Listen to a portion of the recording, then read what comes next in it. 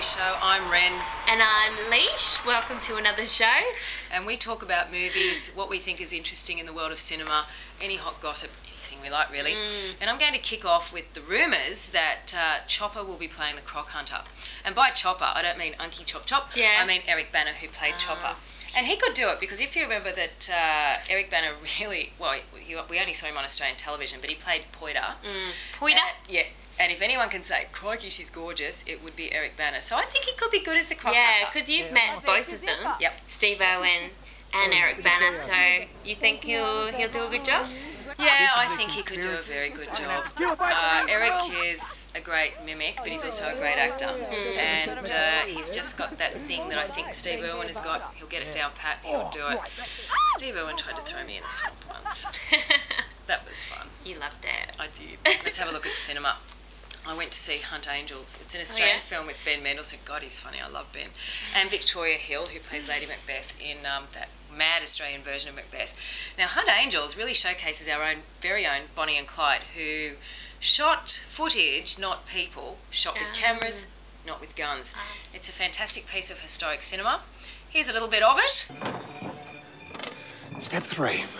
Show pilot of your masterpiece to well-heeled, excited angels, and you're on your way.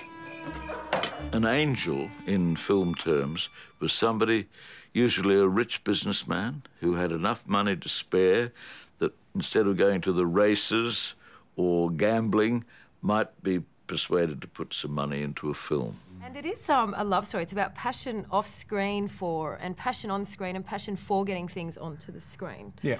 But it's not a chick flick. So how would you define the film or genre-rise it? I just made up a word. I like that.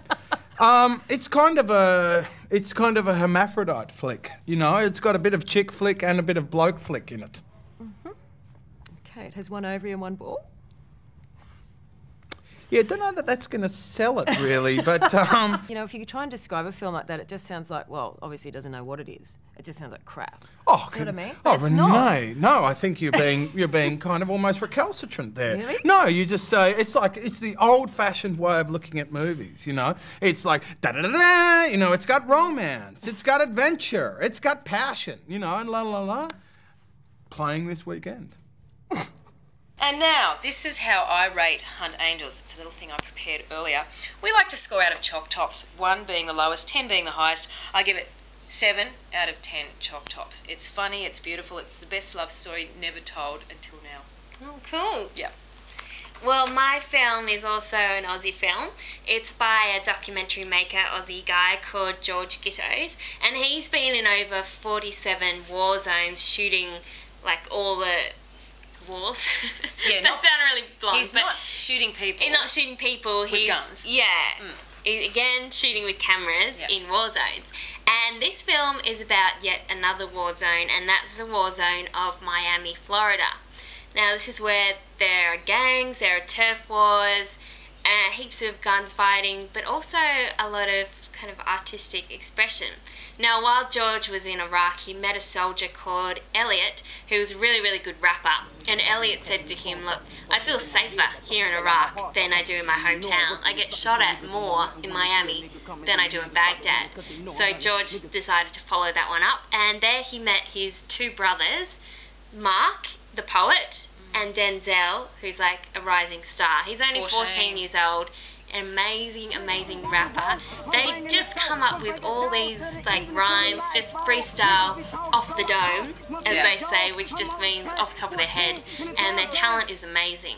So Ren sat down with George and got the scoop on Rampage, so let's check it out. This film's really a rap opera, and it's probably the first opera documentary ever made where people actually sing about the huge events in their lives spontaneously, just as they happen. I've been rapping since the age of 5 years old. Basically, since I can learn how to speak. Y'all niggas serving dope, you feel me?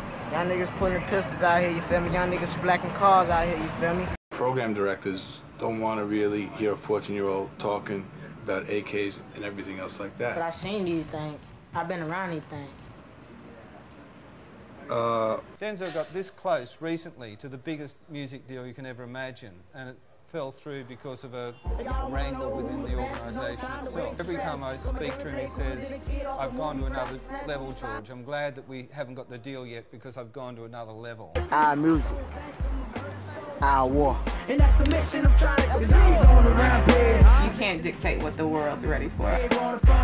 I'm rating Rampage 6 Choc Tops out of 10. Yum. Now, it'll probably be released more in the art house type cinemas than the main ones, but it's definitely worth a look, so go check it out.